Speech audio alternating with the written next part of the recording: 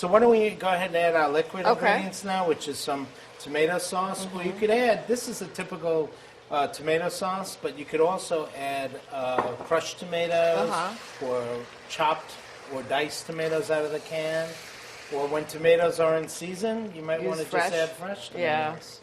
Yeah. You could add some nice white beef stock that we have. Now, if people don't have beef stock that's homemade, can they just use beef broth from the can? Okay. Absolutely. Or even bouillon if they wanted to dissolve it. And then we're also going to add a little bit of cider vinegar, and that's going to boost the acidity, which gives it a little bit of balance. Okay. Yeah, it balances the sweetness of the tomato.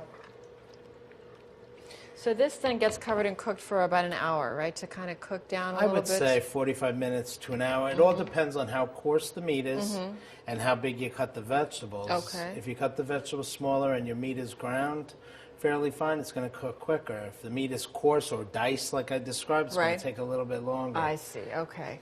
So we'll pretend, just for the sake of time, that in fact this was cooked for an hour, and that's when you add the beans and the peppers, right? Okay. And with beans like these, I mean, is it okay to use canned, or should you really use the dried and rinse them overnight? Canned beans are fine for a dish like this, in my opinion.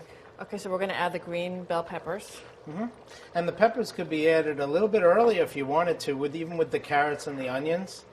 This way, by adding them towards the end, you're going to get a little bit more of a crunchy texture and a fresher pepper flavor. So it'll be a little more distinct. If you add it in the beginning, it would more kind of, the flavors would meld together. I see. It's all a matter of preference, right? My opinion. Well, that's really the great thing about chili, is it's kind of like, you know, the kitchen sink. You can just throw everything into it. You know, they all kind of work together. Sure.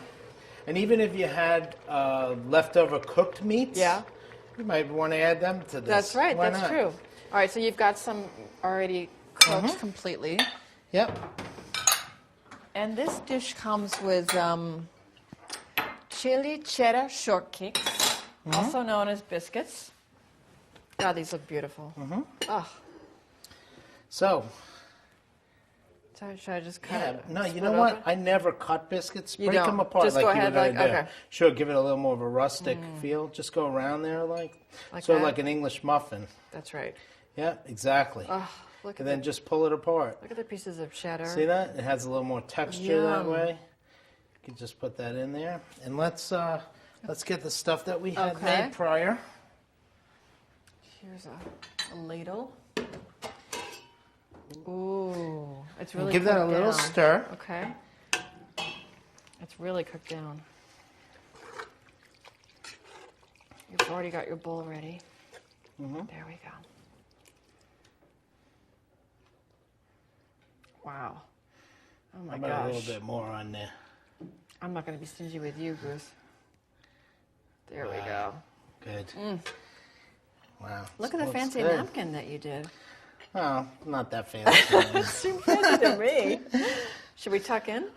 I'm with you. I see there's a spoon. You first, though. So I'm going to get some of the biscuit. Sure. Maybe a spoon you might even be better off with, or side of the fork like this. That's you so take fresh a dainty tasting. little bite and look at me. I'm a dainty little girl, so. Well, Chef Mattel, thank you so much for showing me how to make chili con carne. I am so indebted to you. My pleasure. Go home and make it. I will.